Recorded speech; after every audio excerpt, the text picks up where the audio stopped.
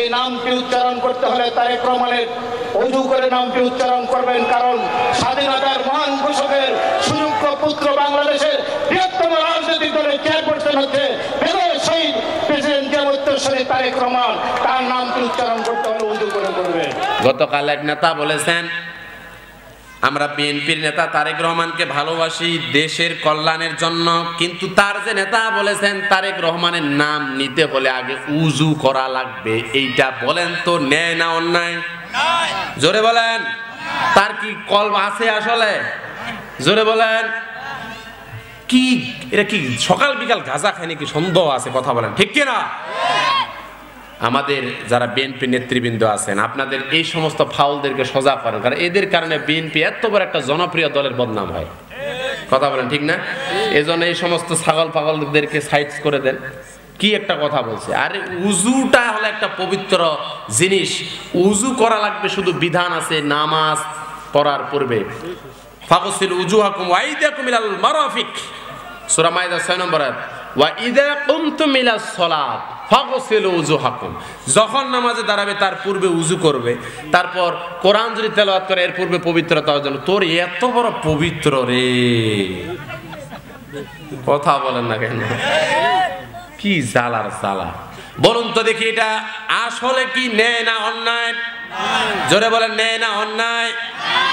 তাহলে এটা আপনাকে বলা লাগবে, আপনি যে দলের ভাই হন না কেন, মনে রাখবেন আপনি যে দলে করেন না কেন, এটা আপনার ব্যক্তির অধিকার, কিন্তু ন্যায়টাকে ন্যায় বলতে হবে আর অন্যায়টাকে অন্যায় বলার সাহস থাকতে হবে, ঠিক কিনা? যদি ন্যায়টাকে ন্যায় বলা আর অন্যায়টাকে অন্যায় বলার সাহস না থাকে, আপনি কলবে মাউতের প্রথম নম্বর যে বৈশিষ্ট্য, সেই বৈশিষ্ট্য আপনার কাছে আছে, আপনি জাহান্নামে। কথা বলেন না কেন? কলবে মাউতের অধিকারী যারা হবে ওরা হবে জাহান্নামী। ওরা কি? সবাই একটু বলেন। কল বলো কয় প্রকার? 3 প্রকার। জোরে বলেন। এই ছাত্ররা তোমরা ভালো করে শোনো, তোমাদের খুব কাজে লাগবে। কল্প কয় প্রকার? 3 প্রকার। 2 প্রকার কল্প যারা অধিকারী হবে তারা যাবে জাহান্নামে।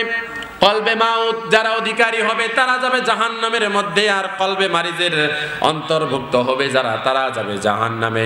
আর কলবে সালিম প্রসিদ্ধ আত্মার মালিক হবে যারা, অধিকারী হবে যারা, তারা শুধুমাত্র যাবে জান্নাতে।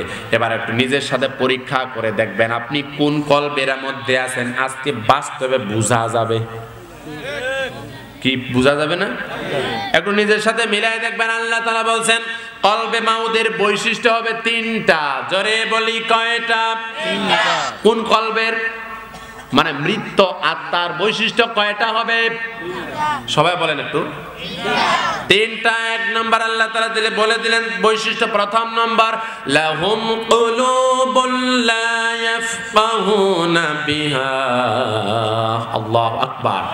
আল্লাহ তাআলা বলে দিলেন কলবে মাউতের 3 নম্বর বৈশিষ্ট্য। 3টা বৈশিষ্ট্যের মধ্যে প্রধান নম্বর বৈশিষ্ট্য হলো যাদের আল্লাহ তাআলা কলব দিয়েছেন, এই কলব দিয়া ভালো মন্দ ন্যায় অন্যায় সে বিবেচনা করে না, এরা হবে কলবে মাউতের অধিকারী।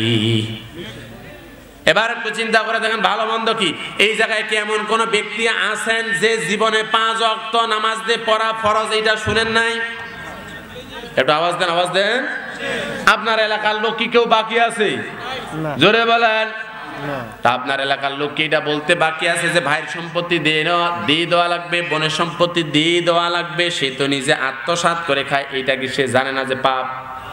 কিন্তু সেই যে কলব দিয়া চিন্তা করে না, আল্লাহ তাআলা বলছেন কলবে মাউতের যে 3টা বৈশিষ্ট্য তার মধ্যে একটা আছে।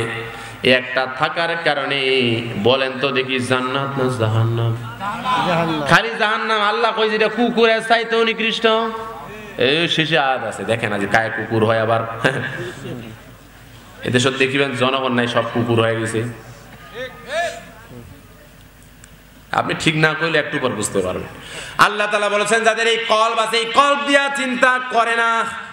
কিছু সংখ্যক মানুষ আছে, পিলখানায় হত্যাকাণ্ড করা হলো, 57 জন সেনা অফিসারকে দুনিয়া থেকে বিদায় করে দেওয়া হলো, শাপলা চত্বরের হেফাজতের আলেমদেরকে এই দুনিয়া থেকে বিদায় করা হলো, 24-এর গণ আন্দোলনে হাজার হাজার ছাত্র ছাত্রীকে বিদায় করা হলো, তার তারপর তারা চিন্তা করে না যে এটা অন্যায়, ওরাদের বিবেক মরে গেছে। কথা বলেন ঠিক কিনা?